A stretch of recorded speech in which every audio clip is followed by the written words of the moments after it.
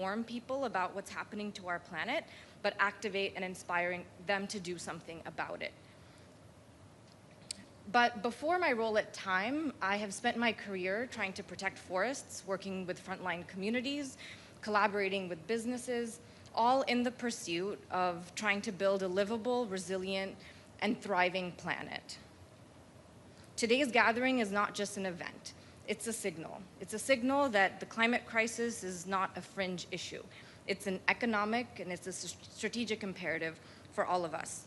We are joined this morning by ambassadors, by permanent representatives, ministers, permanent representatives, principals from the UN, and very importantly, Ambassador André Correa do Lago, who is the president-designate of COP30. Thank you all for being here. We also are complementing this event with more than 70 concurrent events to promote the findings of this report, including 40 live events in all of the UN regions around the world, Asia Pacific, Latin America, Central Asia, Europe, and Africa. This event will also be live streamed in 6 languages in addition to English, which really represents the global nature of this event. Now, we're here because the reality on the ground is changing. Ultimately, that means that our story must also change. As climate devastation accelerates, so does the clean energy revolution. As risks mount, so do the rewards of a new economy built on resilience, justice, and innovation. It is now my profound privilege to welcome to the stage a leader who has never wavered in telling the truth with urgency, clarity, and moral force. Please join me in welcoming the Secretary General of the United Nations, António Guterres.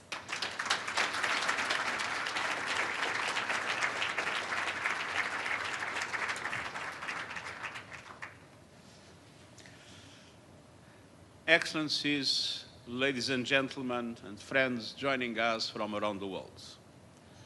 The headlines are dominated by a world in trouble, by conflict and climate chaos, by rising human suffering, by growing geopolitical divides. But amidst the turmoil, another story is being written, and its implications will be profound. Throughout history, energy has shaped the destiny of humankind, from mastering fire to harnessing steam to splitting the atom. Now we are on the cusp of a new era. Fossil fuels are running out of road, and the sun is rising on a clean energy age. Just follow the money. $2 trillion went into clean energy last year. That's 800 billion more than fossil fuels, and up almost 70% in 10 years. A new data released today from the International Renewable Energy Agency shows that solar, not so long ago 4 times the cost of fossil fuels, is now 41% cheaper. Offshore wind, 53%. And over 90% of new renewables worldwide produced electricity for less than the cheapest new fossil fuel alternative. This is not just a shift in power. This is a shift in possibility. Yes, in repairing our relations with the climate. Already, the carbon emissions saved by solar and wind globally are almost equivalent to what the whole European Union produces in a year. But this transformation is fundamentally about energy security and people security, and it's about smart economics. Decent jobs, public health, advancing the Sustainable Development Goals, and delivering clean and affordable energy to everyone, everywhere. Today, we are releasing a special report with the support of UN agencies and partners, the International Energy Agency, the IMF, IRENA, the OECD, and the World Bank. The report shows how far we have come in the decades since the Paris Agreement sparked a clean energy revolution. And it highlights the vast benefits and actions needed to accelerate a just transition globally. renewables already nearly match fossil fuels in global installed power capacity. And that's just the beginning.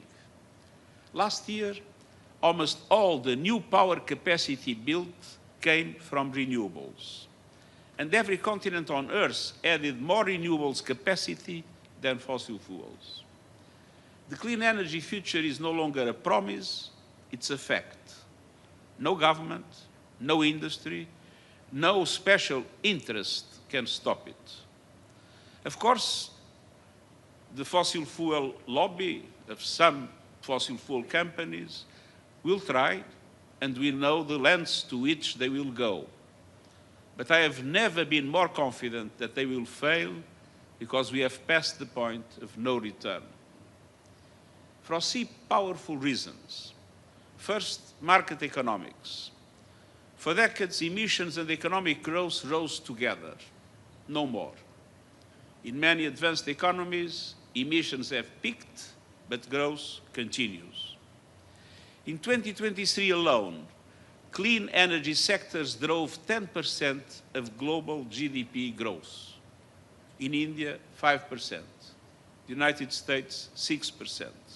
China, a leader in the energy transition, 20%. And in the European Union, nearly 33%. And clean energy sector jobs now outnumber fossil fuel jobs, employing almost 35 million people worldwide.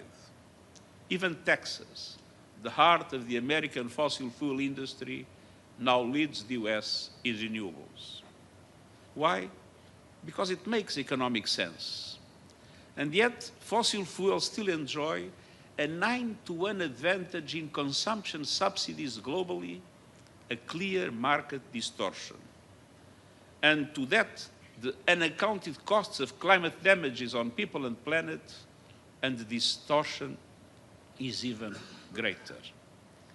Countries that cling to fossil fuels are not protecting their economies, they are sabotaging them, driving up costs, undermining competitiveness, locking in stranded assets, and missing the greatest economic opportunity of the 21st century. Excellencies, dear friends. Second, renewables are here to stay because they are the foundation of energy security and sovereignty. Let's be clear, the greatest threat to energy security today is in fossil fuels. They leave economies and people at the mercy of price shocks, supply disruptions, and geopolitical turmoil. Just look at Russia's invasion of Ukraine. A war in Europe led to a global energy crisis. Oil and gas prices soared, electricity and food bills followed.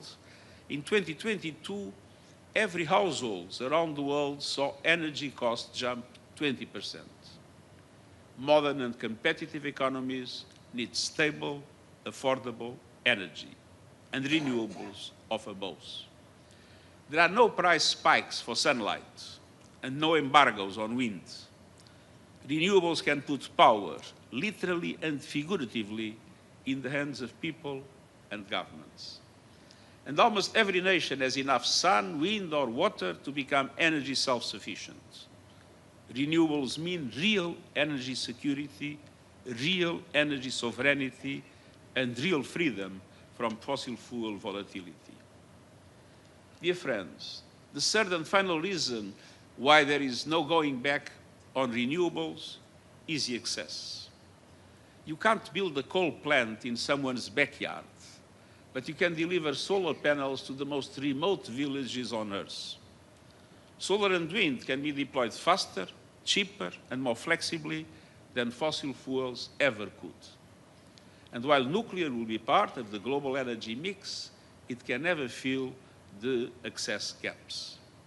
All of this is a game changer for the hundreds of millions of people still living without electricity, most of them in Africa, a continent bursting with renewable potential. By 2040, Africa could generate 10 times more electricity than it needs entirely from renewables. And we are already seeing small-scale and off-grid renewable technologies lighting homes and powering schools and businesses in remote areas. And in places like Pakistan, for example, people power is fueling a solar surge. Consumers are driving the clean energy boom. Excellencies, dear friends, the energy transition is unstoppable, but transition is not yet fast enough or fair enough. OECD countries and China account for 80% of renewable power capacity installed worldwide. Brazil and India make up nearly 10%, Africa just 1.5%. Meanwhile, the climate crisis is laying waste to lives and livelihoods. Climate disasters in small island states have wiped out over 100% of GDP. In the United States, they are pushing insurance premiums through the roof. And 1.5-degree limit is in unprecedented peril. To keep it within reach, we must drastically speed up the reduction of emissions and the reach of the clean energy transition. With manufacturing capacity racing, prices plummeting, and COP30 fast approaching. This is our moment of opportunity, and we must seize it. We can do so by taking action in 6 opportunity areas. First, by using new national climate plans to go all out on the energy transition. Too often, governments send mixed messages. Bold renewable targets on one day, new fossil fuel subsidies and expansions the next. The next national climate plans, or NDCs, are due in a matter of months. They must bring clarity and certainty. The G20 countries must lead. They produce 80% of global emissions. The principle of common but differentiated responsibilities must apply, but every country must do more. Ahead of COP30 in Brazil this November, they must submit new plans. And I invite leaders to present their new NDCs at an event we will host in September during General Assembly High-Level Week. These must cover all emissions across the entire economy, align with 1.5-degree limit, integrate energy, climate, and sustainable development priorities into one coherent vision, and deliver on global promises to double energy efficiency and triple renewables capacity by 2030, and to accelerate the transition away from fossil fuels. These plans must be backed by long-term roadmaps for a just transition to net zero energy systems in line with global net zero by 2050. And they must be underpinned by policies that show that the clean energy future is not just inevitable, but investable. Policies that create clear regulations and a pipeline of projects, that enhance public-private partnerships, unlocking capital and innovation, that put a meaningful price on carbon, and that end subsidies and international public finance for fossil fuels as promised. Second, it is our moment of opportunity to build the energy systems of the 21st century. The technology is moving ahead. In just 15 years, the cost of battery storage systems for electricity grids has dropped over 90%. But here is the problem. Investments in the right infrastructure are not keeping up. For every dollar invested in renewable power, just 60 cents go to grids and storage, and the ratio should be 1-to-1.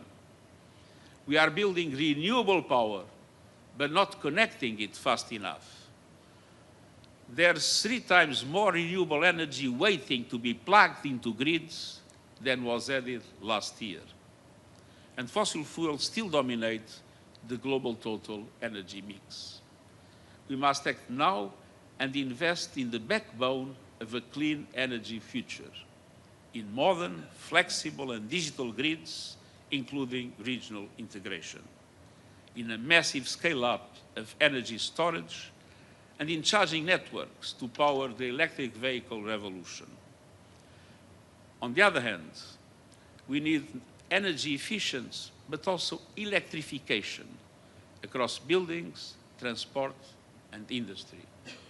That is how you unlock the full promise of renewables and build energy systems that are clean, secure, and fit for the future.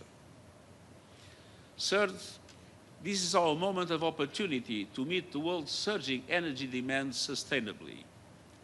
More people are plugging in.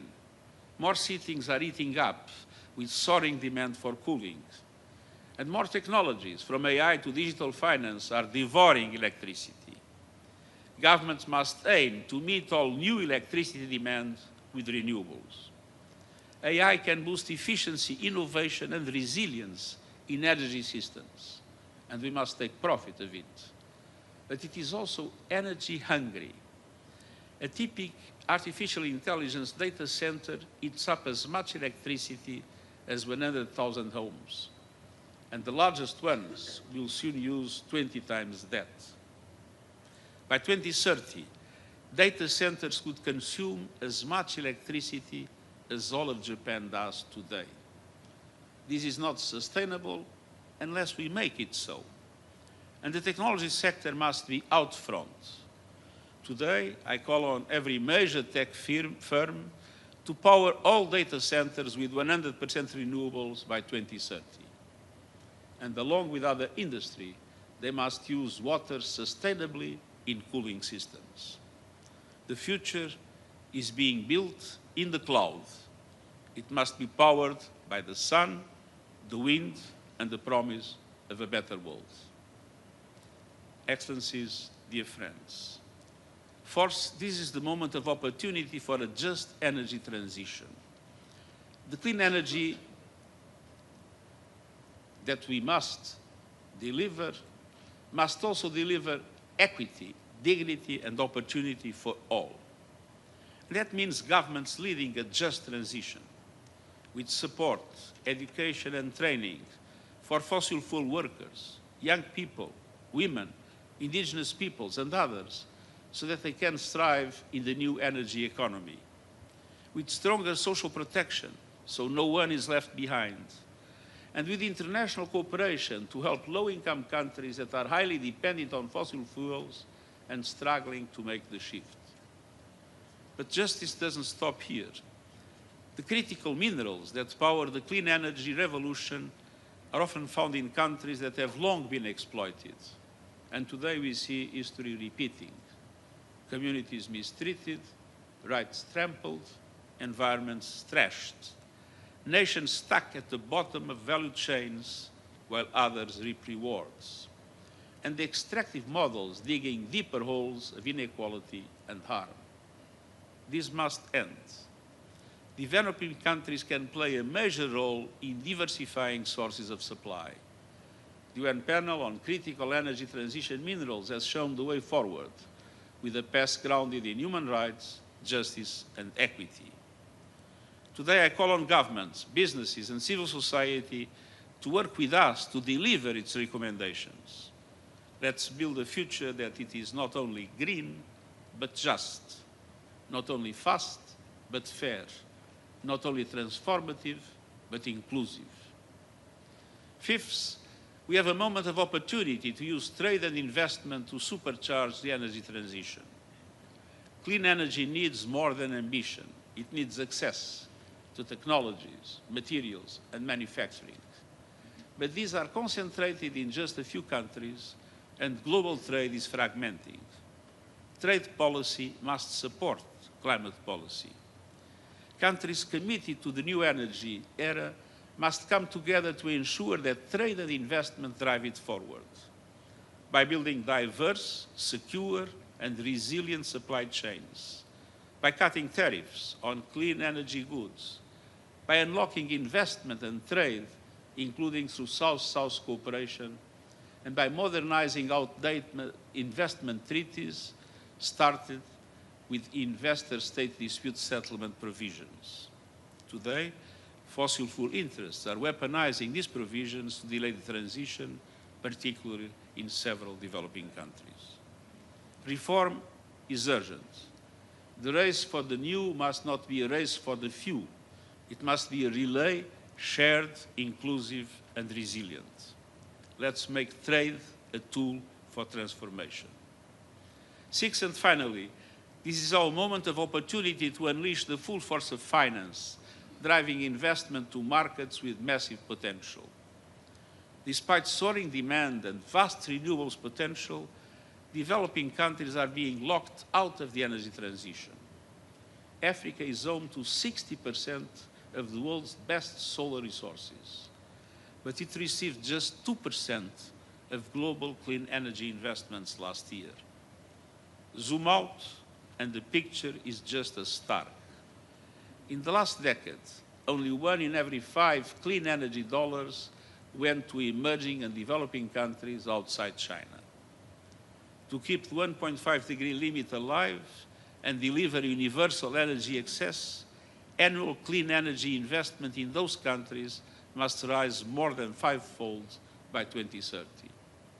And that demands bold national policies and concrete international action to reform the global financial architecture, drastically increase the lending capacity of multilateral development banks, making them bigger, bolder, and better able to leverage massive amounts of private finance at reasonable costs, and take effective action on debt relief and scale up proven tools like debt for climate swaps.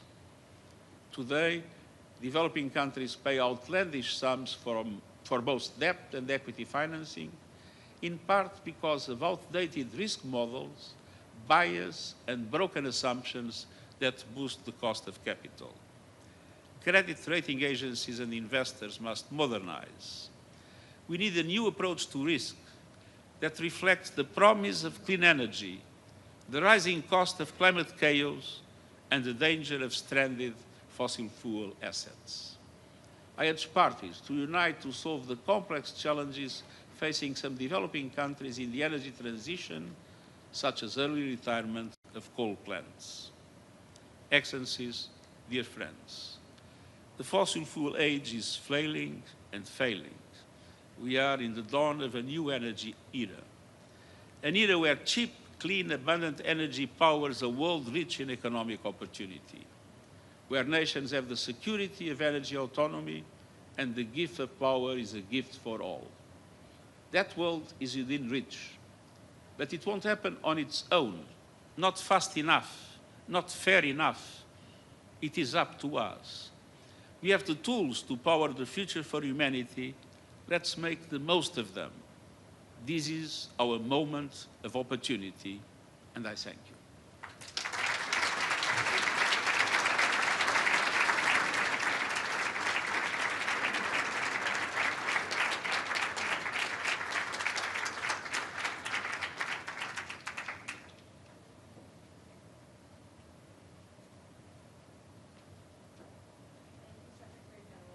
Powerful remarks. I think what was very compelling about your address is that you focused not just what's on stake, but you laid out a vision. You laid out a very specific roadmap that reframes climate change entirely from a scientific and moral imperative to actually positioning climate change really firmly as a financial and economic opportunity. That's really the title of this report and really the crux of what you have shared with all of us today. Now, what I'd like to have is a short dialogue with you to address some of the pressing concerns or some of the pending questions that may come to mind for some who have read this report. To start off, I'd really like to focus on this fundamental issue that you've raised, which is this reframing of climate change. You've really identified key levers of financial and economic opportunity, but that really comes at odds with the dominant narrative around climate change, which focuses on a conversation around sacrifice and cost. There's this perception that climate action is a net cost, that you have to give up something, that you have to give up the opportunity for growth. What would you say, how would you address or this shift in perception or the need to bridge the gap from the possibility of what we know is the opportunity and what people believe and what they think about climate action? Well, it is clear that we will need much more energy in the future. And it is clear that today the cheapest and easiest way to increase energy capacity is through renewables. So the renewables are not a cost. They are the cheapest investment for what is needed in today's world. And on the other hand, I think it's important to move what is usually, and I myself probably sometimes fall in that trap, which is a description of the realities of climate change in the world, with all the terrible disasters that are happening, with emissions still growing, with devastating impacts in different areas of the world where human life is becoming more and more difficult. The small islands, desertic areas in Africa, the floods, the heat waves, I mean, the glaciers melting, the rising sea level. And it's important to say that all this is true. We are in a very dramatic situation. We are at risk of losing the possibility to keep the rising temperature limit at 1.5 degrees. But now we have the tools and the instruments to do what is needed to stop this evolution. The problem is that we have science on our side, we have the economics on our side, but we do not yet have political will everywhere on our side. Yeah. So it's possible for us to hold space for both of those truths, that we are running out of time, that there is this severe urgency, but we now, more than ever before, have the tools, resources, technologies at our disposal to address it within a reasonable time frame, within the next 5 or 10 years. The other reaction that we may get to this report is that we are in a moment of significant geopolitical challenges, whether it's human rights violations, conflicts, wars around the world, economic challenges. Some may question, why did you use this platform and this stage to focus on climate, focus on this topic, as opposed to other ones that may feel more immediate or urgent? Well, let's be clear. This is the right moment for a new offensive in bringing to the global public opinion the climate issues. And for two reasons. Governments are now taking the decisions that are essential for the presentation of adequate national climate plans, the so-called NDCs, in September.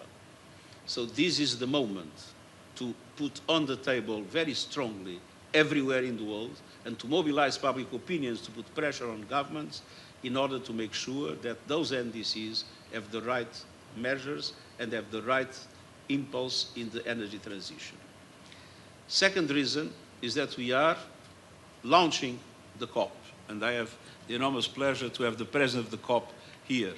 And so this is the moment to accelerate the global discussion that is needed in order to make the COP a success.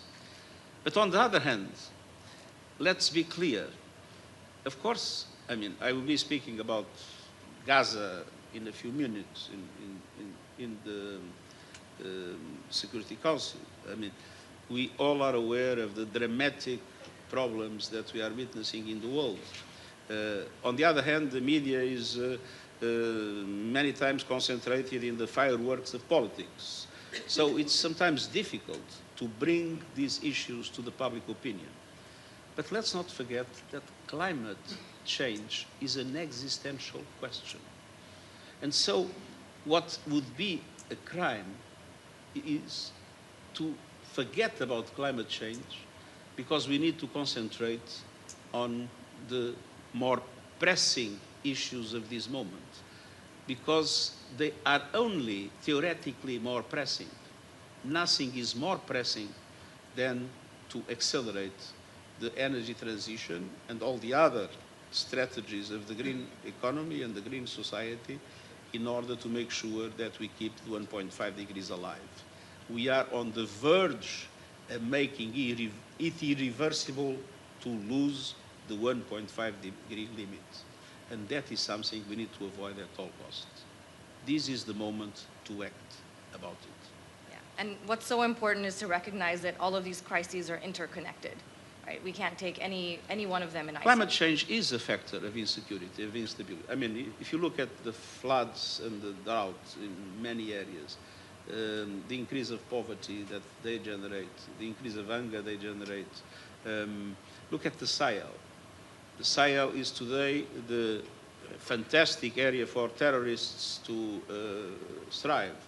And one of the reasons is because the economy is becoming more and more difficult as climate change makes less and less areas available for cultivation. So people are living in worse and worse conditions because of climate, and this is an enormous impulse to the terrorism activities in the Sahel.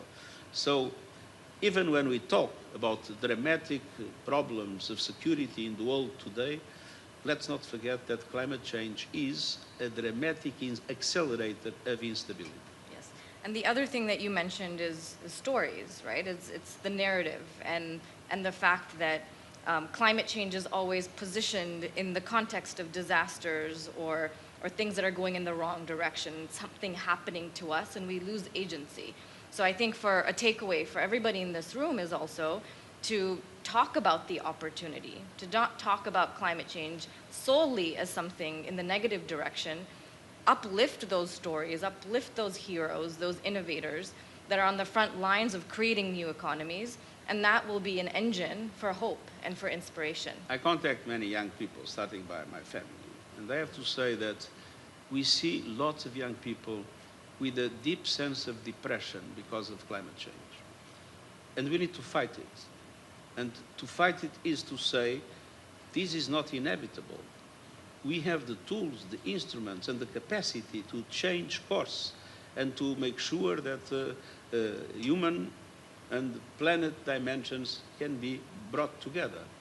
And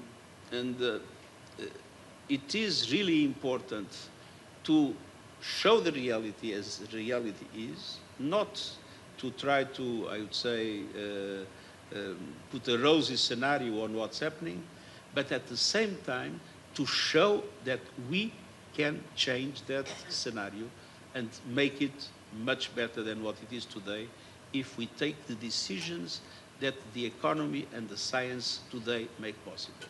Yes, because this also dominant narrative of it's too late is also defeating. Just the doom and gloom is not the solution of the messaging we need. We need to explain the dramatic situations we have, but we need to prove that there are reasons to be hopeful, and those reasons depend, of course, on the political will of those that have responsibilities, and that is why it is so important to mobilize public opinion, to put pressure on governments to take the right decisions. And at the same time, when one looks at the private sector, it's very impressive how the shift is taking place. For a very simple reason, people would like to make more money. Yes, so it's kind of the carrot and the stick, and the carrot exists because, and that the private sector is moving because those opportunities. Markets are still distorted, and they are distorted against renewables. And in many countries, we still lack the regulations and the instruments to facilitate it. But that is one reason more to tell governments, take the right decisions, allow markets to work in a fair way, and at the same time, make sure that the transition is just. In all transitions, look at the digital transition, there are winners and losers. In all transitions, there are people that lose opportunities in their lives. So it is extremely important to support the regions and to support the people that are affected by this transition. I remember closing, when I was Prime Minister, the last coal plant, coal mine in my country. And there was a program that was established of investments in that area, of training, of increased social protection. I think when one sees sectors that will tend to reduce and sectors that are going up, we need to make sure that we care about the people that is affected by this transition. Yes. And people and regions. absolutely. Such an important message, because now is the opportune moment between where we are today and COP30. If we deliver this message at COP30, it's too late, because now is the opportunity to action on all of this information and be able to see if we can have some sort of collective movement towards more ambition, more action, and addressing it in a way that is responsive to the justice needs and the ways in which you can bring people along this transition. I would like to now conclude with a question from one of our viewers in a live event in Africa. One of our Global Africa Model UN Agency members from South Africa, his name is Zahir Soliman. He asked a question which you alluded to, so I'd love to carry forward that theme, which is many young people feel overwhelmed by the threat of climate change and fear it may already be too late. As the UN Secretary General, what gives you hope that our generation still has a fighting chance to change the future? What is your final message for young people? I think it's true that my generation has largely failed. We came too late in relation to what would be necessary. But fortunately, things have evolved very quickly from the point of view of science and from the point of view of the economy.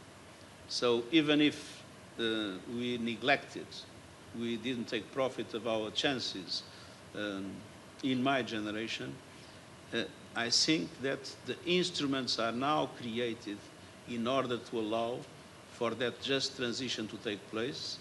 And I trust that the new generations will accelerate and consolidate a new way for human beings to live in harmony with nature. What a wonderful note to conclude this event on. Thank you for your leadership.